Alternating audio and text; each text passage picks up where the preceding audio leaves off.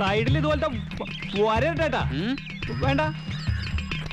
ഹംസക്ക ഒരു ചായ. ബഹളം കൂട്ടലടാ അപ്പാച്ചി, ചായ എടുത്തു തരാം. ഇന്നലെ രാത്രി അതിൽ കൂടെ പോകുമ്പോ പാട്ടും കൂത്തൊക്കെ കേട്ടെന്നാണ് നമ്മളെ ചെത്തുകാരൻ ബാസ് പറഞ്ഞത്. ഇതുവരെ പുറത്തേക്ക് പോയപ്പൊന്നും ഉണ്ടായില്ല. അതിനുള്ള സമയമായിട്ടുള്ള ഹംസേ, സ്ഥലത്തെ സ്ഥിതി വിവര കണക്കുകൾ അനുസരിച്ച് പട്ടാളം പുറത്തിറങ്ങി കളിക്കൂ. അത് ഞങ്ങളുടെ കാലത്തും അങ്ങനൊക്കെ തന്നെയാ. ബഹുവചനം വേണ്ട, ഞങ്ങളെ കാലത്ത്. അതെ, പട്ടാളം അടങ്ങിയിരിക്കുന്ന ആരും കണക്കാക്കണ്ട. ഓരോ ജീവൻ രക്ഷാ പോളിസി എടുത്താൽ അവരവരുടെ കുടുംബത്തിന് ഉപകരിക്കും. എപ്പോഴാ അവരുടെ തോക്ക് പൊട്ടുക എന്ന് പറയാൻ പറ്റില്ലല്ലോ. എന്തൊക്കെയോ അനർത്ഥങ്ങൾ വരുന്നുണ്ട്.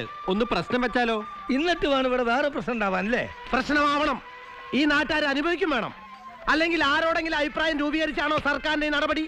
ഇതാണോ ജനാധിപത്യം? ഇത് ജനാധിപത്യം അല്ല വിലാക്കണ്ടി, ഇതിന്റെ ചായ ക്ലാസ്സാ. കണ്ടിയേട്ടാ, ഈ പട്ടാളക്കാരുടെ മുടി വെട്ടാൻ ഓർഡർ കിട്ടുമോ?